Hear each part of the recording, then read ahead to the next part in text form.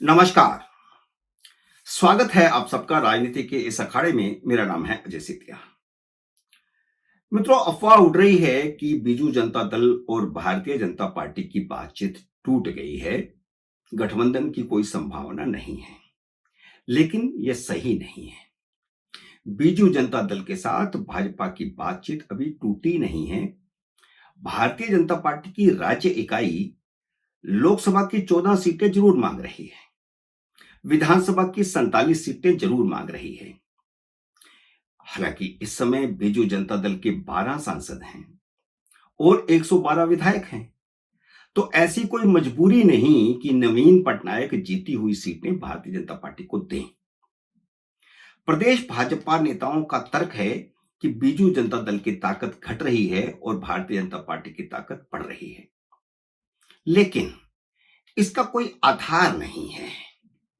कि कोई आधार हो जो आपको बताता हो, संकेत देता हो कि भाजपा की ताकत बढ़ रही है, बीजू जनता दल की घट रही है। ऐसा कोई पैमाना दिखाई नहीं दे रहा।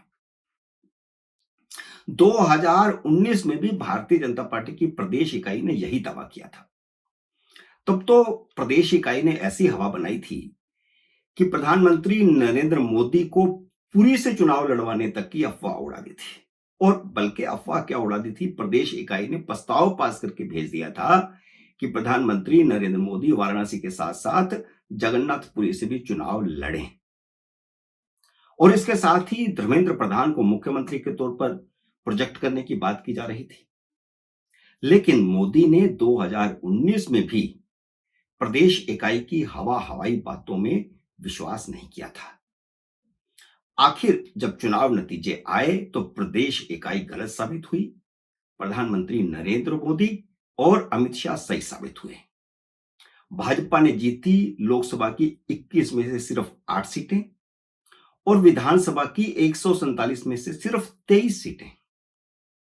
इसलिए मोदी और अमित शाह इस बार भी भारतीय जनता पार्टी की प्रदेश इकाई की हवाई बातों में आने को तैयार नहीं है।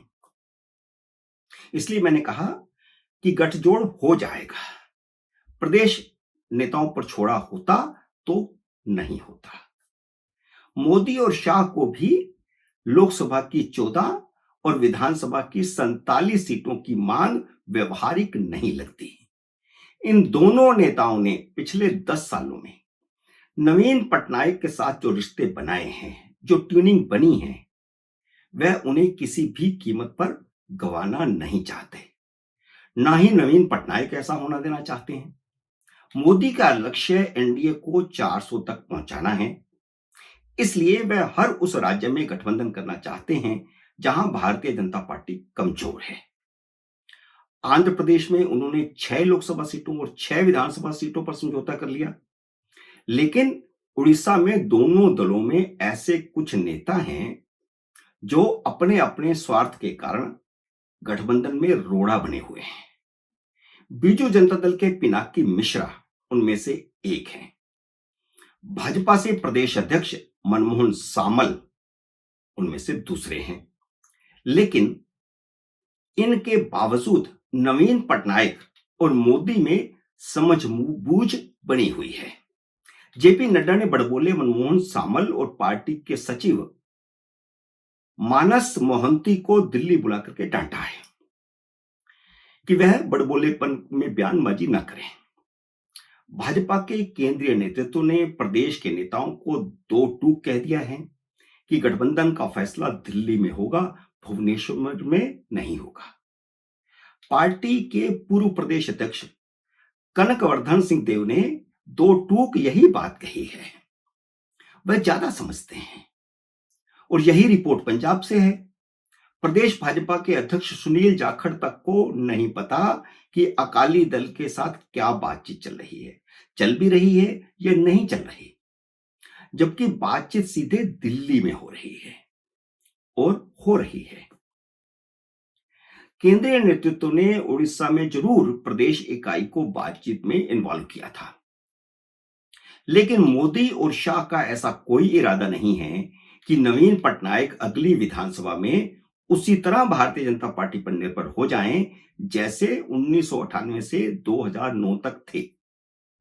2008 में कंधमाल की घटना, जिसमें 36 ईसाई मारे गए थे, बीजू जनता दल ने भारतीय जनता पार्टी के साथ गठबंधन तोड़ लिया था। उन्हें लगा कि भारतीय जनता पार्टी के साथ गठबंधन में उन्हें नुकसान होगा, जिसका फायदा कांग्रेस को हो सकता है। तो कांग्रेस को रोकने के लिए बीजू जनता दल ने भाजपा से गठबंधन तोड़ा था। हालांकि नवीन पटनायक भाजपा की सीटें घटाकर गठबंधन को तैयार भी थे, लेकिन उस पर भाजपा तैयार नहीं थी। 2009 में जब गठबंधन टूटा था, तो उसका कारण भी उस समय की प्रदेश भाजपा इकाई थी। लेकिन गठबंधन टूटा तो बीजू जनता दल को फायदा हुआ। वह पहली बार खुद ही असेंबली में बहुमत हासिल करके आ गई। 2009 से 2019 तक पिछले तीनों चुनावों में बीजू जनता दल ने अकेले चुनाव लड़कर बहुमत हासिल किया है, भारतीय जनता पार्टी के बूते नहीं, जैसा कि 1998 से 2004 तक कर रही थी। 2009 में गठबंधन टूटने के पीछे सबसे बड़ा कारण पिनाकी मिश्रा थे। वही अब भी गठबंधन में रुकावट बने हुए हैं, क्योंकि भाजपा उनकी पूरी लोकसभा सीट मांग रही है, जहां से वह 2009 से लगातार जीत रहे हैं। पिछली बार उन्होंने संबित पात्रा को बहुत कम अंतर से हराया था। दूसरी सीट भुवनेश्वर बाधा बनी हुई है, जिसे 2019 में पहली बार भाजपा जीती थी।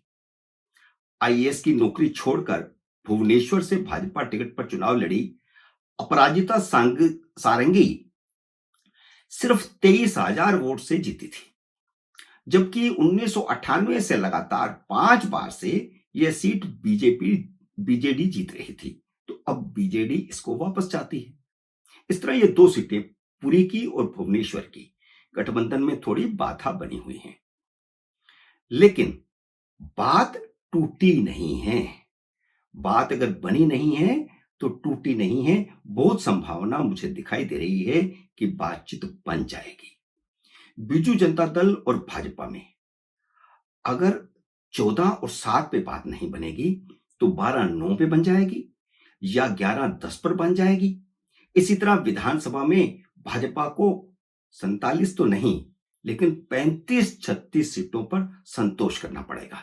देखते हैं आने वाले 2-3 दिनों में क्या होता है। मित्रों, उम्मीद है मेरा ये वीडियो आपको पसंद आया होगा। इसे लाइक और शेयर कीजिए। अगर आपने मेरे यूट्यूब चैनल को अब तक सब्सक्राइब नहीं किया तो कृपया सब्सक्राइब करके अपना आशीर्वाद दीजिए। जल्द ही मिलते हैं अगले वीडियो में किसी अन्य विषय के साथ। तब तक नमस्कार।